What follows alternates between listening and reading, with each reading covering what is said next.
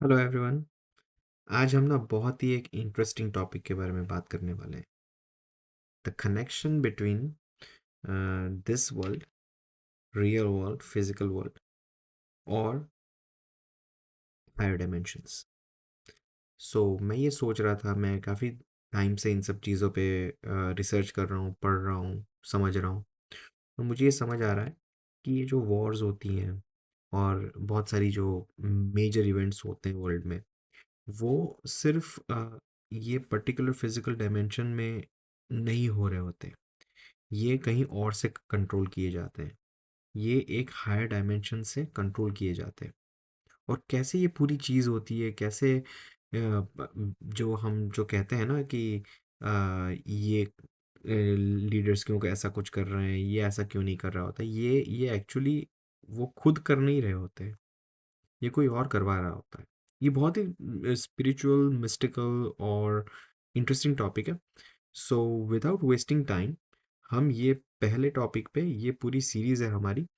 तो ये जो पहला जो सेक्शन हम लेके आए हैं, मैं लेके आया हूँ इसमें, ये हम बात करेंगे ancient myths, how they run the modern Wars, right. So basically आज हम जियोपॉलिटिक्स में जो देख रहे हैं, नॉर्मल जो बातें करते रहते हैं हम कि borders, resources, politics, but honestly like ये सब चीज़ें ना सिर्फ सरफेस लेवल है। अगर आप डीप डाउन जाओ इस कॉन्फ्लिक्ट के पीछे, तो आपको पता चलेगा कि ये it's something ancient, something psychological, something something mythic. Ancient myths हैं इसमें, आर्केटाइप्स हैं, और वो स्टोरीज है जो इंसान हजारों साल से कैरी करते आ रहा है। और शॉकिंगली ये पुरानी कहानियां आज भी मॉडर्न वॉर्स को इन्फ्लुएंस करती है। आज हम डिकोड करेंगे why these ancient myths still run the modern Wars, okay. और ये कैसे इनविजिबल पैटर्न्स आज के लीडर्स, नेशंस और पॉपुलेशन को शेप करते हैं। सो सबसे पहले एक बात सिंपल है, बात को समझनी पड़ेगी हमें यहाँ, कि मिथ्स का मतलब सिर्फ पुरानी कहानी नहीं होती।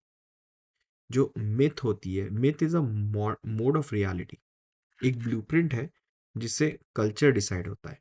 जो जो जो कल्चर डिसाइड करता है प्रीटी मच, हम कौन है, हमारे एनिमीज कौन है, क्या सीक्रेट है हमारे में, और क्या हमारी डेस्टिनी क्या होनी चाहिए।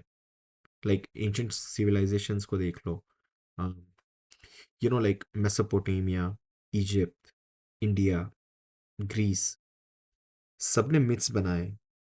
एंटरटेनमेंट के लिए नहीं है ये, आइडेंटिटीज के लिए है, राइट। जब सिविलाइजेशंस जो जो जो चेंज हो गई, जब सिविलाइजेशंस चेंज हो गई, तो स्टोरीज गायब हो गई, यू नो लेकिन पैटर्न्स रह गए। So these patterns are pretty much like archetypes. हम अब आर्केटाइप्स की भी बात करेंगे। 20th सेंचुरी में कार्ल जंग ने एक फैसिनेटिंग चीज़ नोटिस करी है। कल्चर्स अलग हैं, लैंग्वेजेस अलग हैं, पर कहानियाँ एक ही जैसी है across the civilization, across the geographies. So he called it universal archetypes, इन सब चीज़ों को। जैसे some of the most powerful ones are like the hero. Hero एक आर्केटाइप है, जो सेवियर होता है, जो प्रोटेक्टर होता है। फिर शैडो, शैडो जो होता है वो enemy, monster, the evil other, वो होता है।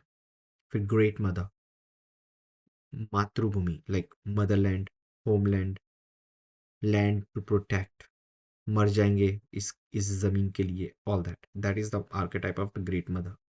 ट्रिक्स्टर, ये भी एक आर्केटाइप है, लाइक जो डिसरप्टर, रेबल। ये सब चीज़ें आप नोट नोट कर रहे होंगे कि ये सब चीज़ें ना अभी के पर्टिकुलर जो जो जो जो चीज़ें हो रही है इसमें बहुत ही रेलिवेंट है, राइट। हीरो कौन है, शैडो कौन है, द ग्रेट मदर कौन है, ट्रिक्स्टर कौन है, और द वाइज ओल्ड मैन, जैसे स्ट्रैटेजिस्ट होते हैं, एडवाइजर है, वो कौन है। तो मुझे ऐसा लगता है कि इसमें ना हमारा लाइक इंडिया जो है वो द वाइज ओल्ड मैन के कैटेगरी में आ सकता है। एनीवे, सो ये आर्केटाइप्स हमारे कलेक्टिव अनकॉन्शियस में होते हैं, राइट। जब ये नेशनल लेवल पर एक्टिवेट होते हैं, तो जियोपॉलिटिक्स सडनली मिथिक बन जाती है। So how does this myth become the modern propaganda, right? तो अब हम देखते हैं कि एंशियंट पैटर्न्स मॉडर्न कॉन्फ्लिक्ट में कैसे दिखते हैं. सो जो first you can talk about is the hero narrative. हर वक्त एक हीरो से स्टोरी शुरू होती है, राइट?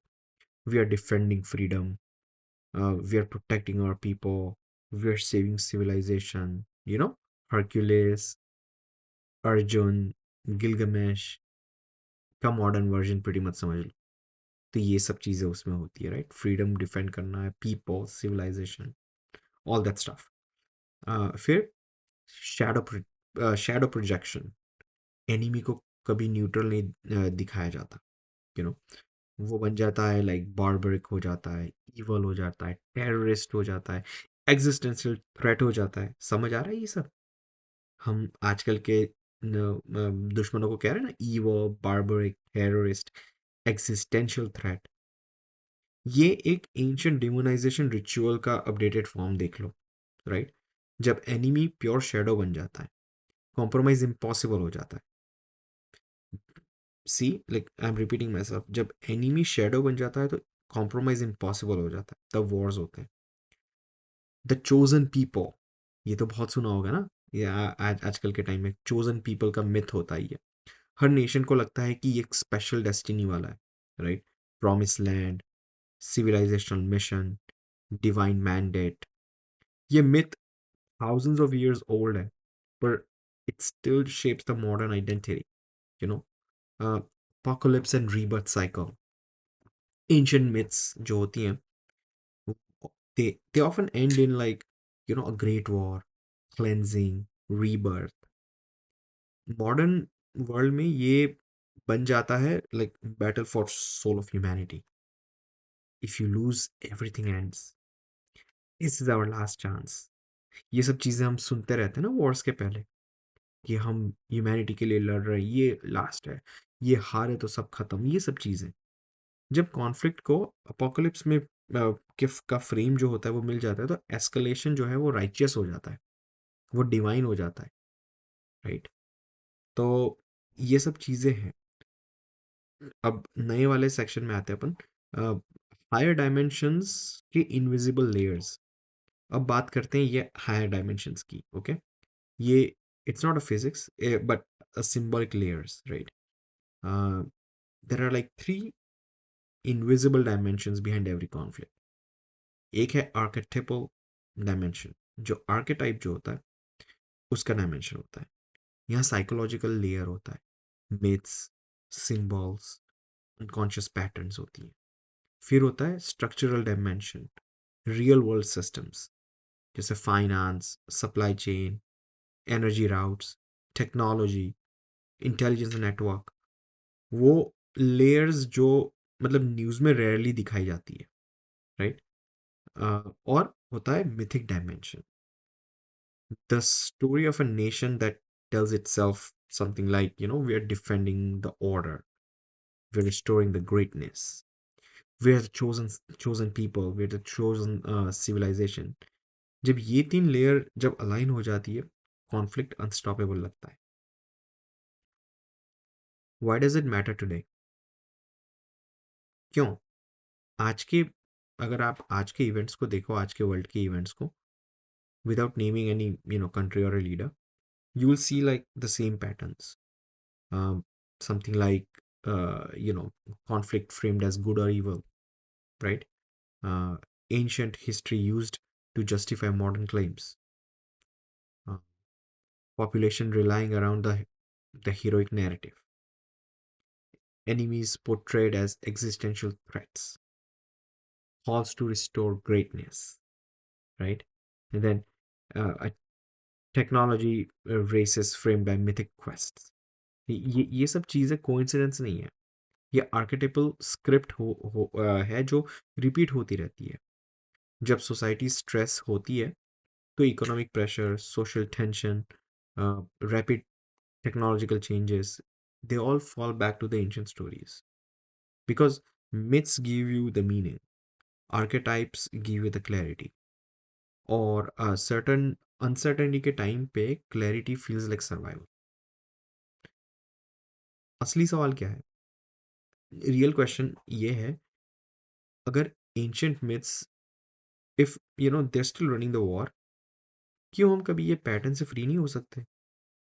या फिर humanity you know bar bar hero, shadow, chosen people, apocalypse, यही सब सेम साइकिल रिपीट करती रहेगी? तो नेक्स्ट एपिसोड में हम ना एक्सप्लोर करेंगे, क्या हम न्यू मिथ्स क्रिएट कर सकते हैं, स्टोरीज जो मतलब डिवाइड ना करे पर यूनाइट करे? अगर ये पर्सपेक्टिव आपको अच्छा लगे तो प्लीज़ सब्सक्राइब करें और stay tune for the second episode. Second episode में हम और ज़्यादा बात करेंगे आर्केटाइप्स की और ये सब चीज़ों की। बहुत मज़ा आएगा। Thank you very much.